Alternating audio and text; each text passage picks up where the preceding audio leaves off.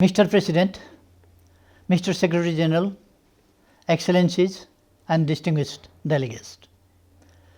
I thank you, Mr. President, for convening the special session on COVID-19 pandemic. With its unprecedented scope and speed, the pandemic has affected everyone, everywhere. The tragedy is unspeakable, with over 1.3 million lives lost and almost all societies, economies and nations severely suffered. The present pandemic is not just a health emergency. It is a wake-up call against the widening inequality among and within the nations and humanity's failure to live in harmony with nature. Yes, we all are in the same firestorm. Some of us may think that we are well protected, but it is not so. All of us are in danger. The pandemic has taught us a precious lesson. This world is a small boat. We all are its passengers. We like it or not, we share the same fate. Mr. President, like any other countries, Nepal was not prepared for the crisis of this scale. However, we have deployed all political, economic, human and technological resources at our disposal to contain the virus. We are guided primarily by the three objectives of strengthening of healthcare system, protecting people's lives and building a sustainable and resilient recovery. Testing and treatment services are provided free of charge to the needy people. Necessary infrastructures, human and financial resources, and medical equipment are ensured to the health systems in federal, provincial, and local levels. Beginning from almost none, we extended PCR testing facility to 68 laboratories across the country.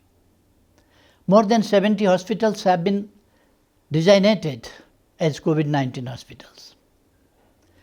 We are moving ahead with the target of building hospitals with basic healthcare facilities in all 753 local levels. We developed total 48 sets of COVID-19 related protocols and guidelines. Rising public awareness about health protocols, safety and sanitation through social organizations, individuals, mass media, social media, and daily briefing by the Health Ministry have been particularly useful. Mr. President, Nepal commends the United Nations and in particular the WHO for their global coordination and leadership during the crisis. While we confront the challenges, a robust global response is a must to fend off this crisis. First and foremost, we must give a fresh lease of life to multilateralism. We need a revitalized multilateralism that is capable of tackling pressing challenges of our time, from poverty, hunger and rising inequality to climate crisis and global pandemic. For this, we must choose a path of cooperation and solidarity, not solitary action. Second, the pandemic should not be used as a pretext for backtracking from international solidarity and commitments. Countries in a special situation stand in need of greater support to stabilize their economy, safeguard fiscal space, and tackle debt crisis. Third, while we are encouraged by the good news about vaccine, uncertainty looms large if this will be available for all. We commend the initiative of COVAX to ensure access to vaccines to all the rich and poor. The world will not be safe from the pandemic unless universal coverage of vaccine is ensured. When the entire humanity is in crisis, we strongly believe that life-saving vaccines cannot be the means of maximizing profit. They must be truly global public goods, affordable and accessible to all countries and all people.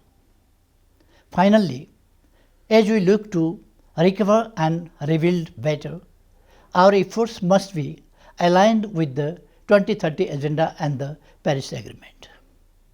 We must invest in health and social protection systems, invest in infrastructure and create jobs.